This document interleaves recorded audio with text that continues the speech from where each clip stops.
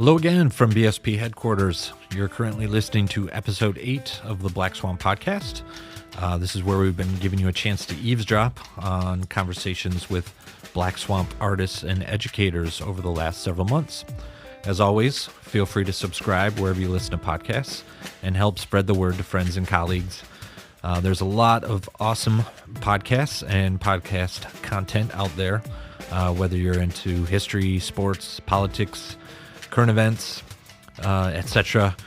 So we really appreciate you tuning into our series. If you have time and listen through Apple Podcasts, drop us a rating. This helps get our little podcast out to more potential listeners. Some exciting news for us.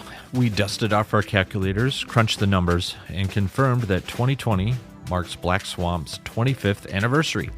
To help celebrate, we've developed a line of limited edition products, including a 5-inch by 14-inch medallion brass snare drum, which is being hand engraved by BSP owner Eric Soy, a special 10-inch tambourine with a progressive jingle configuration, 2 sizes of a patina bronze triangle with arched sides, 3 sizes of walnut woodblocks using locally sourced lumber, and a pair of carbon fiber mallets with a unique duotone core. Be sure to follow us online. That's Instagram, Facebook, and Twitter, or visit our website. We'll throw the link in show notes to view full product details. Sound samples are coming together as well, so keep an ear out for those. We also just returned from PASIC in Indianapolis, where we had an official launch and full display of these 25th anniversary products. We always have a great time catching up with our artists, educators, and friends. We love making new friends, and this was all made extra special because of our 25th anniversary launch. So thanks to everyone that stopped by the booth to say hello, and hopefully we see you again next year. So this episode features a conversation with BSP educator Megan Arns. Megan currently teaches at Mizzou, the University of Missouri in Columbia, and is an active performer and educator around the U.S. and abroad. This is actually our second conversation, but I'll let you discover that series of unfortunate events for yourself next. That's true. Well, so full disclosure for our listeners, this is not our first conversation. I appreciate you calling in again because I made like a serious rookie mistake. I won't divulge all the gory details, but I'm totally on my end, so I take full responsibility. But I really appreciate you taking extra time and calling back in so we can have another conversation, because we talked about what I thought were some really awesome things that you have going on. And then always I like to get people's backstory and kind of see where they came from and how they got to where they are now. So I'm looking forward to talking about all this again. Actually, I thought Absolutely. It would be cool. I had a cool idea if maybe then you just interviewed me. So go. Oh, okay, great. I can do that. I've got the podcast experience. I can do it. I know you do. So when the last time we talked, you actually had just gotten married. So congratulations again on that. Thank you. And like immediately following the wedding, like I think you went directly from the ceremony to the airport. Is that right? Not true. Not true, Tim. So shortly after you got married, you went to Ghana, right? Yes, that is true. So yes. I'm getting closer. I'm dialing it in. I'm dialing the truth in here. So I thought it would be cool because I thought there was like really great stuff that we or that you had an opportunity to do there. So I thought we would just jump in right there. Like what was so important that you had to leave your new husband at home by himself while you traveled across the world and had an amazing time? What was going on?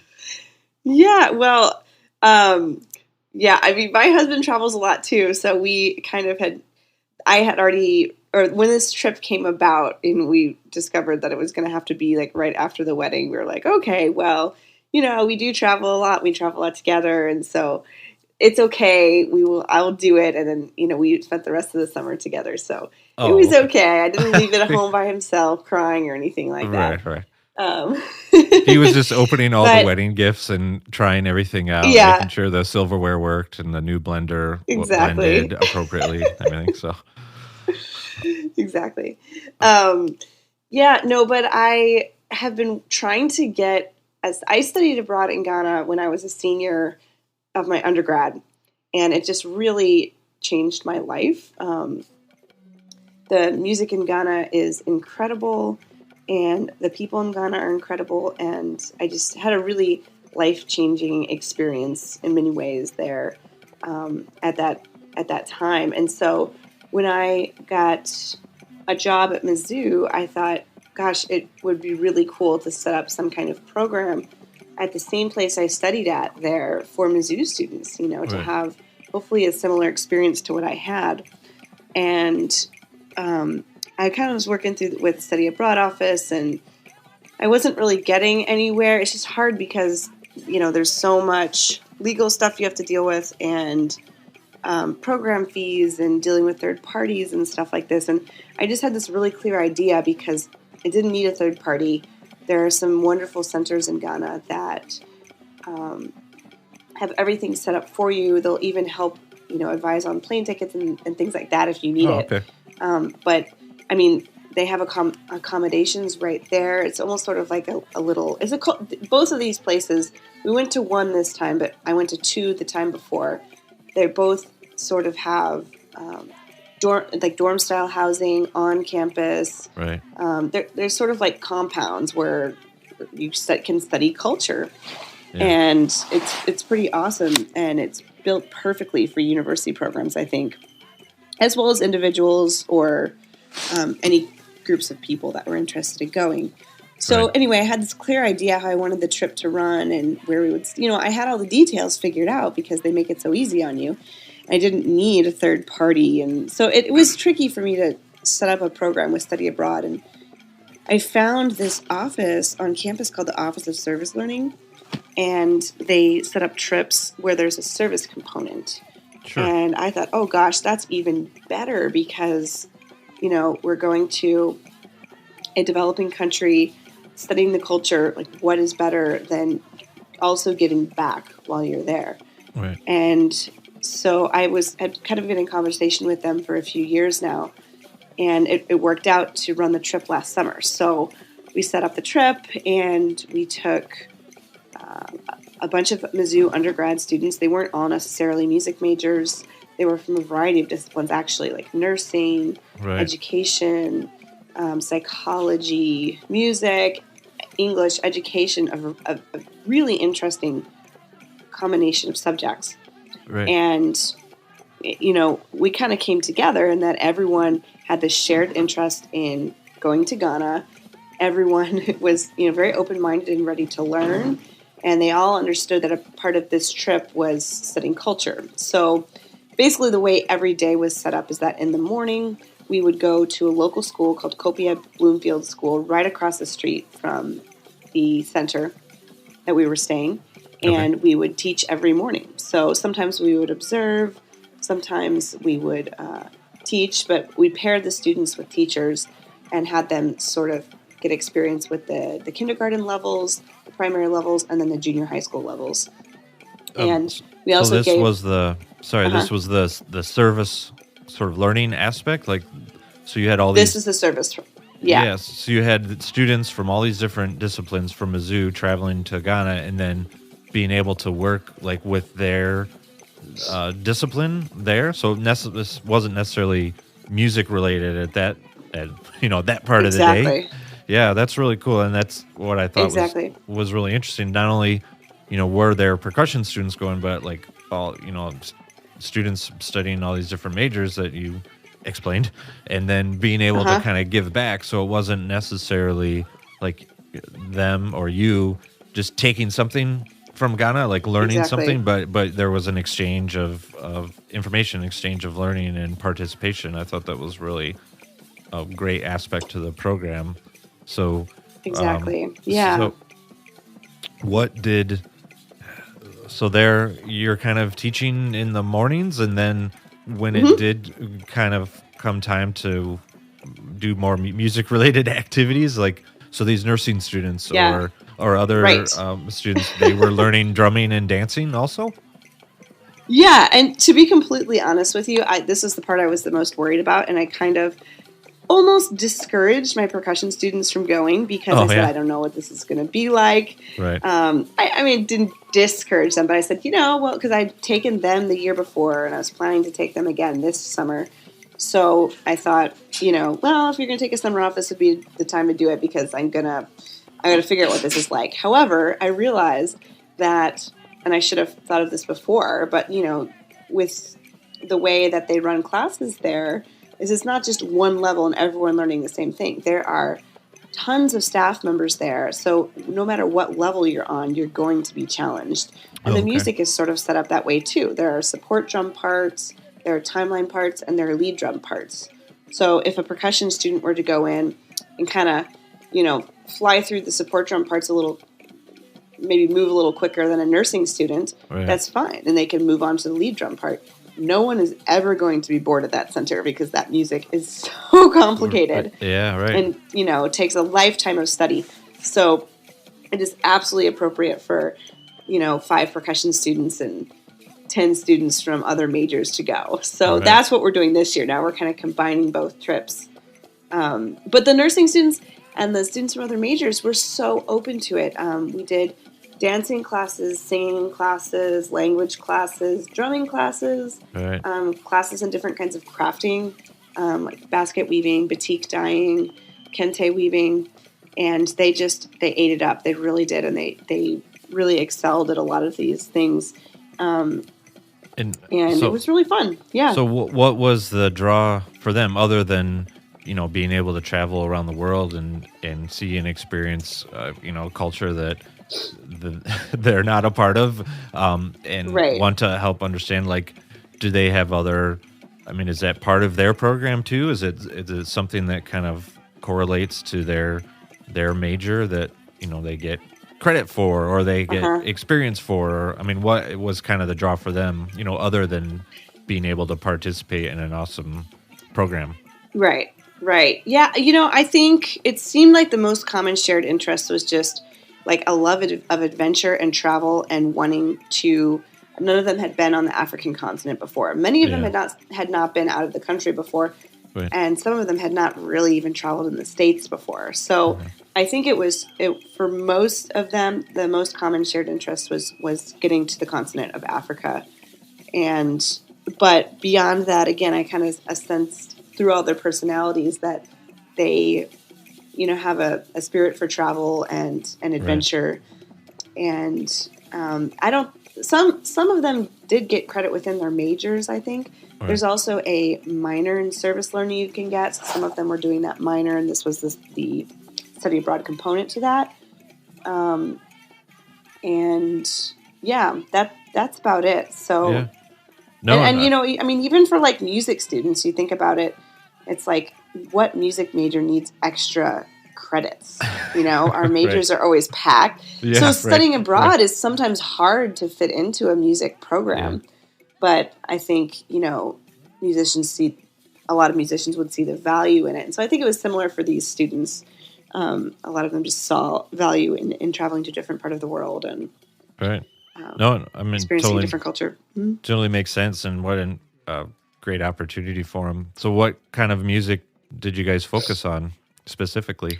Yeah. So while we were there, we went to one cultural center called the Dog Bay Cultural Center and Arts Institute. And it's located in a small coastal village in southeastern Ghana called Kopeia. So it's very close to the border of Togo. It's very close to the Gulf of Guinea. And it is a very small village. And the region that it's in, all of these regions in Ghana were created hundreds of years before colonization. So the music is all based on these sort of tribal lines rather, of course, than the country lines. So the region we were in is the Ewe region, and that region extends over southeastern Ghana, Togo, and Benin. And so we were studying Ewe music and culture, and the piece we specifically focus on is called Gahu. It's a social drum and dance piece that originated in Nigeria. But it was called Kokosawa when it was there, and it eventually moved to Ghana and changed a bit. And it's a social dance that's done throughout Ghana now, especially in the Awe region. And it's a lot of fun. It's good for beginning groups. The dance is it's still really hard, but some of the moves are a little bit simpler for beginners to catch on to. Right. So, and with Ghanaian music, with Awe music, and with a lot of African music just doesn't refer to the drumming, Sure. It refers to the dancing and singing as well. So it would be impossible to go to, well, not impossible, but highly discouraged, I think, to go to Kopeia, to go to Dogbe, and study Gahu drumming or any kind of drumming for a particular piece. You also need to understand the dancing. You also need to understand the singing. And so it all kind of goes together as a package. And I think, taking a group of brand new students, they're like, oh, okay, great. Right. But sometimes, I remember going for the first time and being like, oh, I'm a drummer. Right. I'm not going to dance class, and they're like, oh, It's time for dance class. I'm like, what? I don't do that. No, man, they're connected. You got to do both. Yeah, so connected. So it's really always fun to see students kind of open up to that and try it, and usually be very successful. Yeah. I don't know. Maybe some are more comfortable with the dancing. Like it would be more of a kind of an in to the music. Also, like if they they feel like it's a little easier for them. I don't know. I mean, obviously, I would. I would gravitate towards the drumming myself too. But if someone's not a drummer or percussionist, that it may be a easier way for them to connect to what's happening. Absolutely. And you know what? Actually, this particular group of students did gravitate towards the dancing more. Most of them, I would say.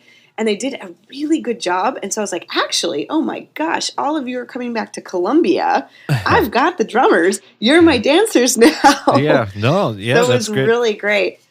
So are they into it then? Like kind of participating in some of the programs you have at Mizzou? Like would they want to? Yeah, they're going to. Yeah, I've been letting them know of all the events that we've had.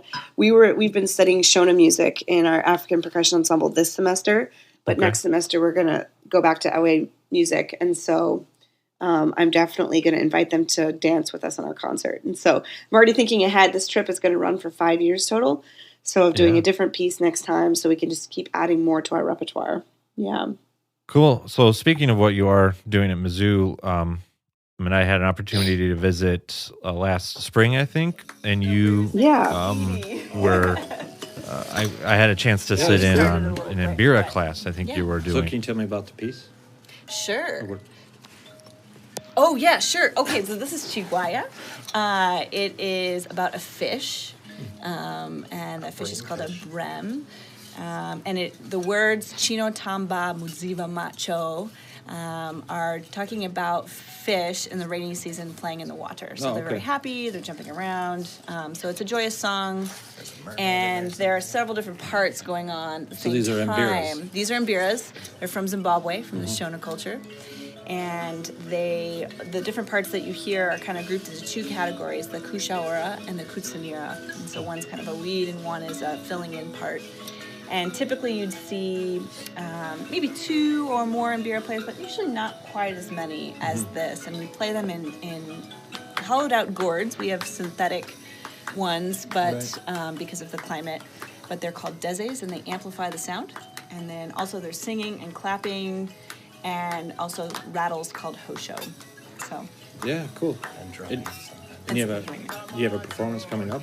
We have a performance coming up on March 5th for a guest speaker named Tararai Trent. She's a Zimbabwean woman who grew up in Zimbabwe and under very, very poor conditions was traded for a cow for marriage at age 11 and had 5 children before she was of 21, and her dream was to get an education, and she just dreamt and dreamt and dreamt and kept working harder and harder and harder, and she has a whole story about how she eventually came to the States and worked her way all the way to a PhD.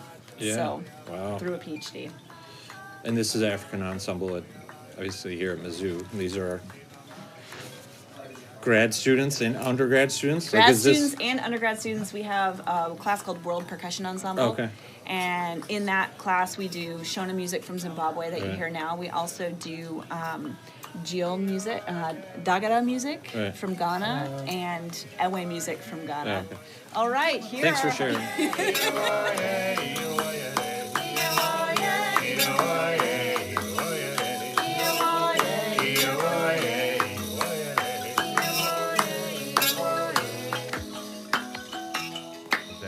Typical kind of a studies, cultural studies class that you might have there as far as music is concerned, or you're doing a lot of different styles? Yeah, we do a lot of mbira. We do a lot of Shona music, and the reason for that is because when I first moved to Columbia, this is my 6th year teaching here. When I first moved, I got an email from someone on campus, like the first week that I was there, asking to reserve a room in the School of Music for a visiting guest artist from Zimbabwe. And I was just like, what? Because I had been studying mbira at Eastman. They have an ensemble and class and a lot of guest artists coming through there. And so I had gotten into it. And so, I had thought about starting an ensemble, but I was brand new. How am I going to get the instruments? It was kind of a future plan. Turns out there was a professor in the English department who plays and knows a lot of repertoire. Yeah. And this was the man who had emailed me. And so, this email exchange, we found out, oh my gosh, you're an mbira player? Oh my gosh, you like to play the mbira? Let's get together. And so it also turns out that through that residency, he invited me over for dinner with the guests, and he lived like one street away from me, so like 2 houses down. Wow. So we were actually neighbors too. We were just like, oh my goodness, this is such a coincidence. Columbia is a college town, a fairly small town.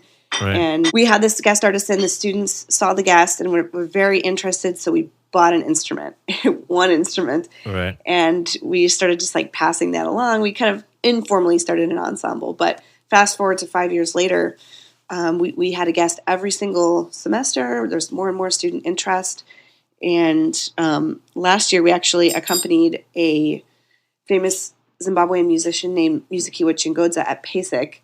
And so at that point, we finally had enough mbiras to outfit the entire studio. Right. Yeah, and awesome. The whole studio plays. So it's basically, I have an African percussion ensemble, and it's part of our World Percussion Ensemble. You sign up for the class, and you can either do steel band or African percussion ensemble. And then it's kind of project-based. So in the fall, typically, we have a guest from Zimbabwe, so we'll do mbira right off the bat. And then in the spring, usually we'll do, again, depending on guests or projects and collaboration with other departments, we do a combination of Dagara music, which includes the jil, the African xylophone. Okay. And also Ewe music, which we've been talking about. So kind of with Shona, Ewe, Dagara music, that's kind of the repertoire that we play and instruments we have. But there's also a woman in town who has founded a local African arts organization called Wantanara, and she studies in Guinea, and she's a dancer. So she often calls on us to do drumming parts for their projects. So we do some music from Guinea as well. Right. That it seems like you were saying a big coincidence that this other professor on campus lives 2 doors down from you and is, involved and interested in the African music, and then there's somebody else in town that you're able to play for. Do you think that's sort of out of the ordinary for a small college town? Or do you think if you kind of dug enough that other schools would have these same opportunities? Or do you think it's kind of out of the ordinary? I don't think it's out of the ordinary. I think you have to look, Sure. I think you have to be open-minded, you have to look, and you have to be patient. And you have to be creative also, because, ideally it would be great if we could just hire these experts on faculty, right. But that's not an easy thing to do. So you kind of have to, again, be patient and open-minded and spend time with the community. I think through these usually through every project, I feel like I meet one new person who like kind of comes into our circle. And again, over 5 years now, I think we have a really nice circle. And it's also hard too, because in a college town, some of those people in the circle are students or graduate students. So it's a constant process because you have new people in a college town coming in constantly, whether faculty or grad students or students. Yeah. But yeah, I've met a couple of Ghanaian graduate students through the education department through this trip, and have worked with them and trying to get them involved in the study abroad trip because they're studying educational policy, and going and working in the schools has raised a lot of questions about, a lot of curiosity, wanting to learn more about the Ghanaian education system and trying to better educate the students before we go. We have pre-departure classes before we leave. So getting some of these people, experts involved before we go to answer some of the questions so they have a better idea to expect when they get there. So you have some trips planned for 2020 then, or what's kind of coming up? Yeah, so we're sticking with the same topic. We're running this trip for 5 years, so we'll be on the second year this summer. I'm actually going to be talking about that in our School of Music convocation today, so kind of an appropriate day to be talking about the trip again, right? And recruiting for that. Mm-hmm. I'm very excited. This is not a work trip. This is a fun trip, but my brother's getting married in India over winter. Oh, yeah. So, over the winter break. So I'm going to India and the Philippines. Are you going to bring your husband to that, or does he have to stay at home again? Oh, yeah. Yeah, no. We will be circumnavigating the globe. Right. We're going to India, and then we're going to visit a friend in the Philippines. So. Yeah. So what are you doing right now that you guys are... You mentioned earlier you're in a hotel. You guys traveling somewhere? Or it's none of my business. Yeah, actually, I guess. So no, it's okay. We're over in St. Louis right now. Okay. Actually, earlier this week, I play in a percussion saxophone duo called Drax with their saxophone professor at Mizzou, and we were just over at Virginia Tech doing workshops and a concert earlier this week. Oh, okay. And then I flew back, and I'm subbing with Alarm Will Sound this week. Right. And yeah, one of my colleagues, Stefan Freund, at Mizzou, he's the composition professor, plays cello and Alarm Will Sound, and he did this really cool arrangement of an Aphex Twin tune, and there's a third percussion part on it, so they asked if I'd come play that, and I was like, yeah, that sounds great. Right. So we've got rehearsal this morning, piece? And then T69 Collapse. Oh, okay. Yeah, check it out. It's a really cool electronica tune, and it's really hip. The arrangement's really cool too. So yeah, so I'm over here for that, and then I'm going to go back over and teach today, and then I'll come back over tomorrow for some more rehearsals in the concert. And your husband is a musician too, is that right? So does you guys you try to kind of set up stuff together so you're both active when you're traveling, or? We've been trying to do that a little bit more, actually. Being on a work trip together is pretty odd for us. Yeah. But we're trying to play more. He plays clarinet, and travels quite. He's a freelance clarinetist and plays with a few different contemporary groups, and travels quite a bit for that. But we're trying to play more together.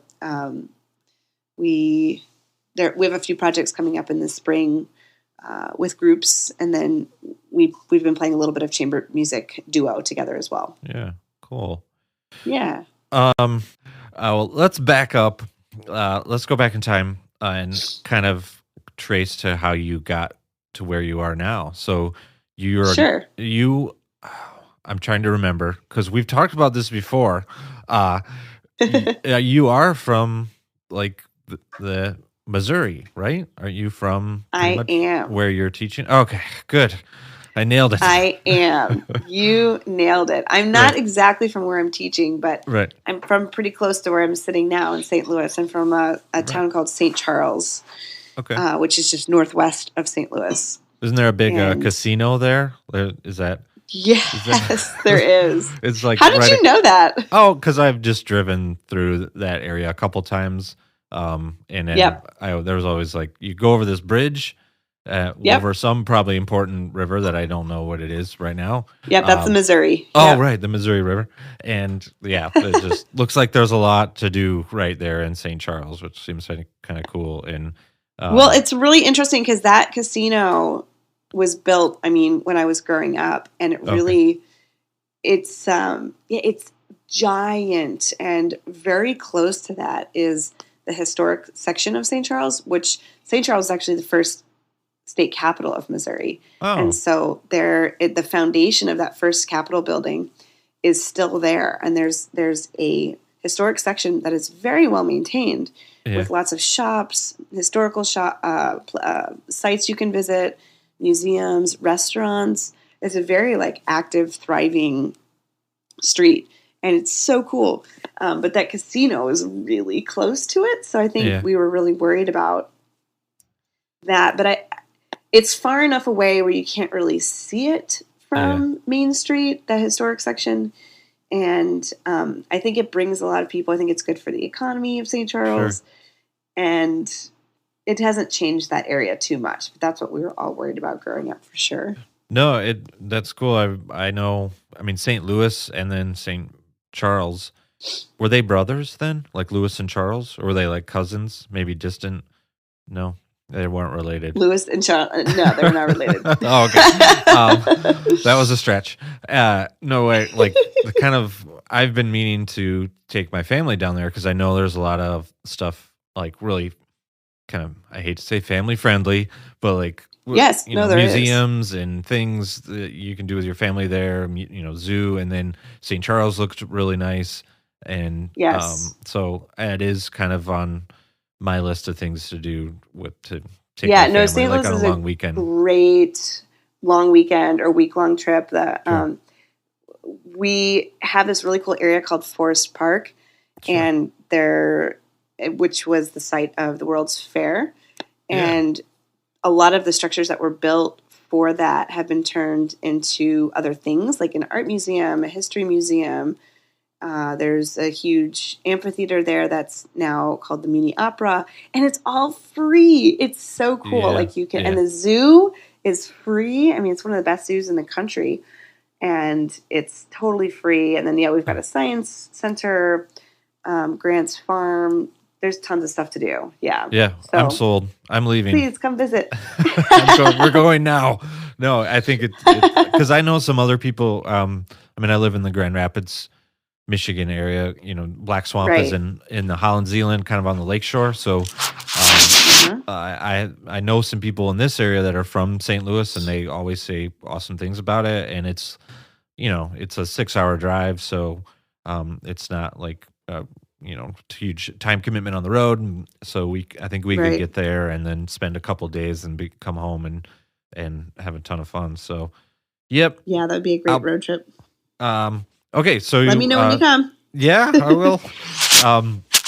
So grew up in St. Louis area, St. Charles. Went to school in Truman State, which is also in Missouri. Correct? Yes. Yeah. Yes. So, correct. And you were directly into music. Like, how did you kind of get interested in playing percussion then through high school and into Truman State? Sure. Yeah. So, I mean, I started playing piano, like I think a lot of percussionists or musicians do. Just so we had a piano in the house. My mom taught private lessons. Right. And so my early music interest was in piano and learning recorder at school. And I actually wanted to learn flute when it came time to choose an instrument in band.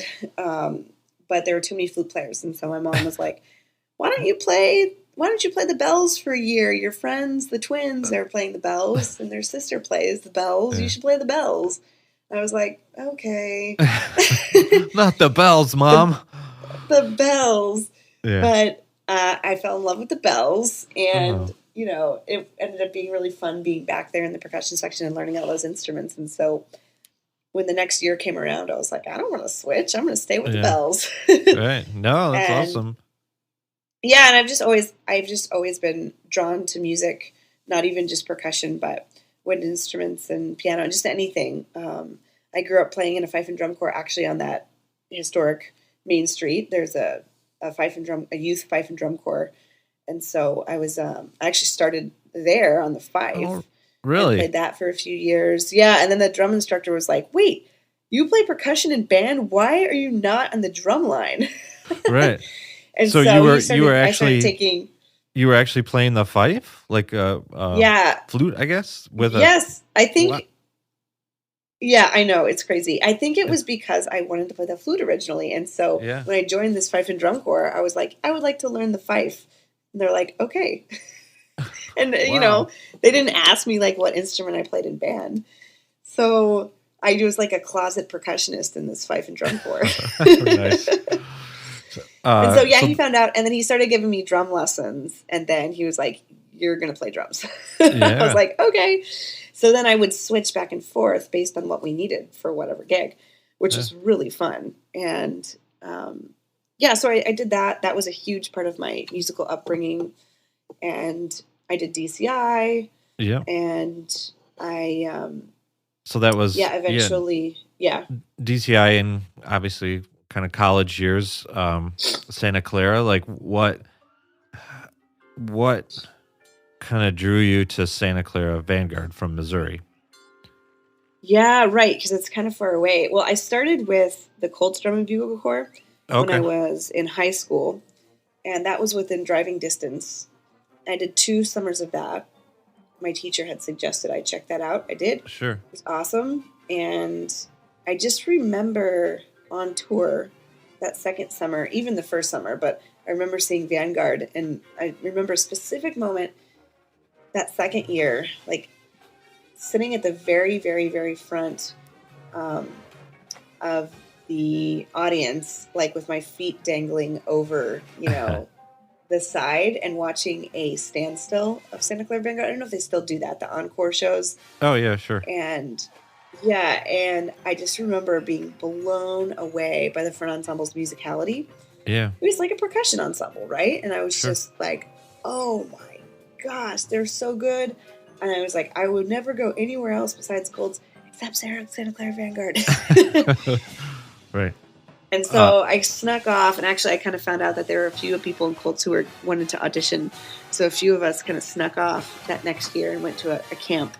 And I was hooked from the beginning. I mean, it took a couple of camps to get a contract, but I loved it. So I spent 2 summers there during college. I mean, I think I never marched drum corps, but my wife marched choosing cadets color guard for 3 seasons, like mid-90s, 94, 95, 96.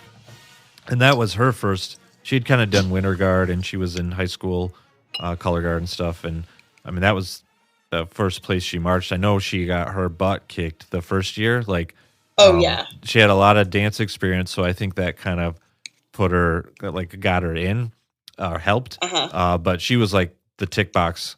She said that whole first year, like she heard her name screamed more than anything, and then the second 2 years was like the time of her life. But I think it was kind of normal. She said, a lot of kids would march.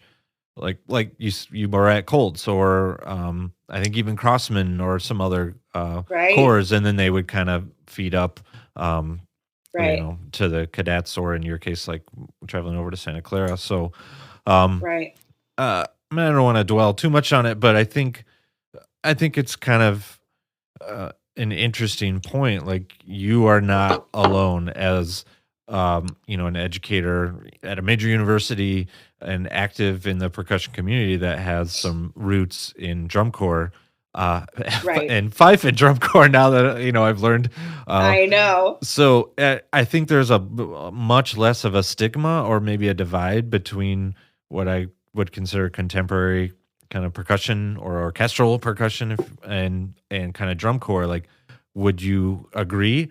And then also, like, was there a transition for you from kind of one area to the other? Yeah, I mean, I think they were both kind of fluid for me, especially in undergrad. I was doing marching band, I was doing DCI, and then I was, of course, doing all the concert percussion stuff. And I think just doing all of those at the same time helped me to learn how to adjust to each environment. Yeah, sure. So there wasn't really a transition, I would say. I mean, even when I went to grad school, I started teaching at Boston Crusaders. So the marching arts were definitely a huge part of almost my entire education. Yeah. Now that I think of it, actually. And, I'm always talking to my students about this, especially the ones that are marching. We're talking about appropriate technique for playing indoors versus playing outdoors. And that was basically for going some to of be them, that was going to be my next question. yeah, Like, is that something that you discuss with your students on how to kind of, constantly. yeah, Yeah, constantly. I mean, my philosophy on like students being involved, percussion majors being involved in these marching activities is that, as long as they're keeping up with their studies with me and doing everything they should be doing in the percussion studio and not falling behind, I'm okay with it. I think it's getting harder and harder as more and more time is demanded of these students on both sides. yeah, It's it's very hard to balance both, but it can be done. I've seen it be done, but I've also seen students, fall. right. And that's also been a learning experience too. So I feel like if I say you can't do this, they're not going to listen to me. So I kind of let them figure it out on their It's like, own. I'm going to do what I want, Mom. Leave me alone. Yeah, it's always the situation's always kind of worked itself out. But I mean, I'm very clear with them from the beginning of like, okay, so I've seen many students go through this. I've been through this myself. Here's what you should watch out for. Like, you have to keep up with your lesson stuff. Just because you were at camp the weekend, it is not any kind of excuse for not being prepared for your lessons. Like, I will not take it. Yeah. But usually, I mean, and then of course, technically, we do talk constantly about, again, adjusting from playing with a group of people versus being an individual, and playing outdoors versus playing indoors on as a soloist. Right. And try to kind of adjust those. And some students pick it up quicker than others, or more naturally than others, and others you really have to work on it. Yeah. But I'm glad I had the experience myself, because especially in Missouri, a lot of students, I don't know why in Missouri, but, and I mean, I know this is the case in most other states, but there definitely are students interested in this stuff for sure. So it's not going away or anything. So I want to figure out how to incorporate that as best as I can. No, I think it's smart to have conversations about it, because, I mean, like I said, I think there's much less of a divide between the two. I don't know. I hate saying styles, but like, Right. I think it's just more fluid, or like you said, it was not much of a transition, and I think that's cool. So, one other thing I wanted to get at, because you have traveled a lot, and during some of your schooling or some between degrees, you had an opportunity to go to Jordan, where you were, I guess you studied at a conservatory, but then you were also a timpanist with the Amman Symphony Orchestra. So how did that kind of come about? Yeah, this opportunity came through a very sort of random set of connections. Right. But it basically flowed through my teacher, John Parks, when I was doing my master's at Florida State University. Oh.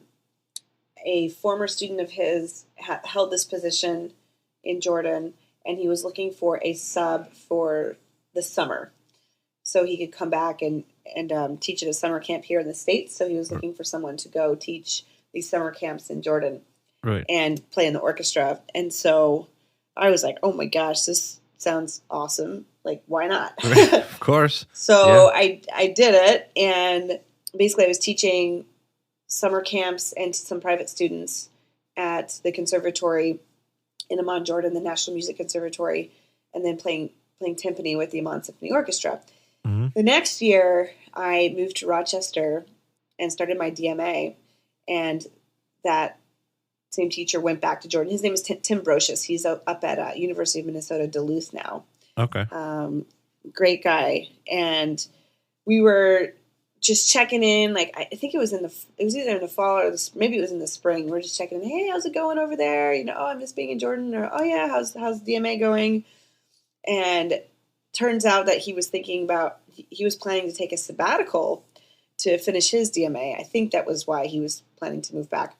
And he said, I know you just started this degree program, but would you be interested? And I was like, actually, I would totally be interested. I was kind of feeling a little bit burnt out. I loved Eastman. I loved everything that I was doing there, but I still like always kind of had this, I always wanted to live abroad for a little more extended period of time than just a few weeks. And I really enjoyed my time in Jordan when I spent the summer there. And I really wanted to immerse myself in another language. And I said, gosh, I just can't think of a better opportunity than to do that. You know, I kind of know the situation over there already. I would love to kind of continue what I started learning over the summer. Yeah. So Eastman was really cool about it. They let me take a leave of absence. And so I just basically like put the pause button on everything there. Right. And went over and so the way the job is structured is that they hired foreigners to teach at the conservatory. So all the main instrument areas. And then those teachers would play principal in the orchestra. And the rest of the orchestra was filled out by other Jordanians, some foreigners, and refugees from nearby countries as well. Oh, okay. And so it was a really great experience, but it was also very hard because the orchestra was in some financial trouble. They were sponsored by the municipality rather than, I did some research on this, actually wrote my thesis on it, ended up writing my thesis on this. But a lot of other Middle Eastern orchestras are funded by the Ministry of Culture, which is a little bit more stable, and the municipality is pretty corrupt. And so at any point they could just be like, okay, well, yeah, we have a 5-year contract, but we're not going to pay you this month, you know, or, oh, we can't afford to pay you this month. And then, you know, what can the orchestra do? They have to pay their members. They've had these people move from all over the world. Yeah. And so eventually they had to make the decision. I mean, we got all our paychecks, but they just decided it was not a good situation. And ultimately they decided to close the orchestra. But we fought. Oh my gosh. We petitioned. We were going to the markets. We started this online petition where we got 5,000 signatures. And we printed it out, and we took it to the Queen. Oh, wow. And we had connections to the Queen through the conservatory, and we pleaded to keep the orchestra open, but nothing worked. And they closed. They have since reopened again through private sponsorship. Right. But so there's everything's still happening over there, I think. But yeah, it was a really huge learning experience. And so how long were you so your second excursion there, how long were you there? Was that a kind of that was a full year? Yeah. A full year. Yeah, a full year. And then I went back another summer the next year to do my research. Yeah. And from our conversation, like travel seems to be like in your psyche, like in your veins. I think so. Is that something that definitely like you find inspiration and motivation from or with? Absolutely. Yeah, it is. I guess you could say I have the travel bug. And correct. I just love exploring other parts of the world. I love meeting other people. And, I think the world is just there's just so much to see. And I feel really inspired whenever I travel. Right. Some people don't like the physical act of traveling. It doesn't bother me at all. I mean, of course, sometimes it sucks to sit on a plane for 12 hours, but to me, it's totally worth it. And for the experience, I'm one of those that I don't necessarily like planes. I don't like getting up early and going to the airport, but I mean, if I knew I was, going to West Africa or going to Jordan or even, when we fly to a couple different conventions, like, yeah, it's like, okay, this is what I'm doing, and this is where I'm going, and it's totally cool. But yeah, I admit I am not a Yeah. I'm not a fan of travel. So, Yeah, kudos. I don't know. I've just always been that way. I don't know. I think it started with drum corps, probably. Being Yeah. on that bus and just falling asleep and waking up in a new place, and Right. just kind of like getting used to being on the road. And Yeah. then, Side note. yeah, that first experience in Ghana, that one really, I think, opened up the rest of the world to me. Right. It was just like, oh wow.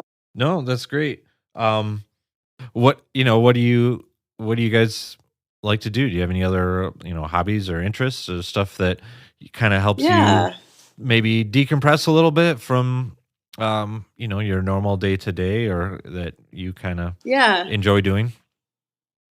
Yeah, definitely. We like to bike. When there's this really awesome biking trail, hiking and biking trail that goes all the way across the state of Missouri, called the MKT Trail. So we like to get out on our bikes and explore that. We love to hike. In the summer, we play in the New Hampshire Music Festival, which is where I believe I spoke to you from last time. Yes, it's a 5-week orchestra music festival. He's been playing there for like 13 years, and I've been there for 2 now. And there's really great hiking there in the White Mountains. The festival is in Plymouth, New Hampshire, and it's just at the foot of the White Mountains. Cool. And there are some really tall, there are like 4,000 mountains that are over 4,000 feet. And so tons of trails to explore. And Bill grew up doing that, and I only came to it a few years ago. But when I met him, we really like getting out and hiking, biking, doing that kind of stuff. Is he from the East Coast then? Yeah, he's from Queens. Okay. Do you guys travel? Like, does he still have family? You ever travel that direction yet? Yeah, definitely. Yeah, I mean, we're both through New York for gigs several times a year, and then we usually go for at least one of the holidays, and definitely over the summer too. So, out of all your travels and teaching and life experience, if you could go back and talk to young Megan, what couple things, what little kernels of wisdom, little nuggets of information could you pass on to your younger self, or you might want to? Yeah, that's a really good question. And like, I'm going back to this conversation. I'm really, my dad and I are similar people, I think. Yeah. And so his advice always sticks with me. And we had dinner with my family last night, and he was kind of dropping some kernels of wisdom. So I think I'm inspired by that at the moment. And I would have to say, and this is actually what he said, to not be so worried about money and finding a job, but rather to take risks while you're young, and to travel and to, really focus on experiences when you're younger. I think that kind of summarizes what he said, but a few things I had jotted down were to just work really hard and be a good person. Like, focus on those 2 things as much as possible. Sure. Again, not worry about money and the future and like stressing about what you're going to do, but always keep moving yourself forward, looking for opportunities and experiences, and to spend time developing relationships, not just studying all the time or practicing all the time. Even those things are extremely important, like knowing when it's important to spend time with people as well. Right. I think that's an awesome point. Like, I literally just had a conversation with Corey Hills, who lives over in Los Angeles now, plays with the Los Angeles Percussion Quartet, and does some of his own like solo stuff too. And like that, it was an unrelated kind of topic, but he came to the same point. Like, he values the relationships and working with people and having good people skills just as much or even more than kind of developing your sort of technical musical Right. expertise. Like, just because, as a musician, you're working with people all the time, you're hustling, you're getting gigs, you're keeping gigs because of like relationships that you're Right. building and not being a jerk. So, no, I think that's a really, valid point, kind of what other focus you should have besides, building your chops and building your technique, and then just going out and trying to get the next gig. Like, developing some relationships is important. Right. Yeah, I mean, we live in a country where the arts are not just automatically supported, right? Oh, I yeah. mean, we have to be able to talk about our art. We have to be able to connect with people who aren't musicians. And Sure. I think those people skills are really important. And then, Right. and I mean, also for solidarity, connecting Yeah. with other musicians and making art together. Right. Yeah. And I don't, yeah. it's hard. And same thing with Corey, like he developed, he has this solo project called Percussive Storytelling. And it's, Right. it's, it's geared towards, children, and kind of, even he tries to take it into areas, kind of underprivileged areas, or that might be struggling with arts. And that was like really the kind of purpose for him to connect with an audience that was outside of kind of the normal kind of collegiate or professional, percussionist. So he, that was really one of his big motivations, was to connect with people. So, it totally makes sense. That's really cool. Okay, I'll stop talking about Corey one now. One more thing. Yes, no, please. no, it's all good. It's all good. Please. Corey's awesome. I really like Corey. One more thing. I'm reading the book Why We Sleep.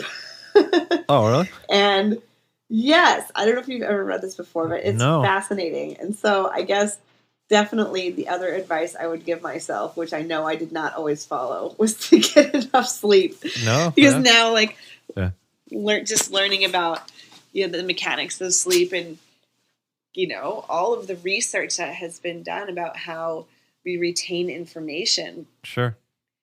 I'm like, oh my gosh, pulling all-nighters and, practicing really, really late into the night. Right. It's just like fighting against yourself. Yeah. Well, yeah, it could. I mean, it's kind of counterintuitive.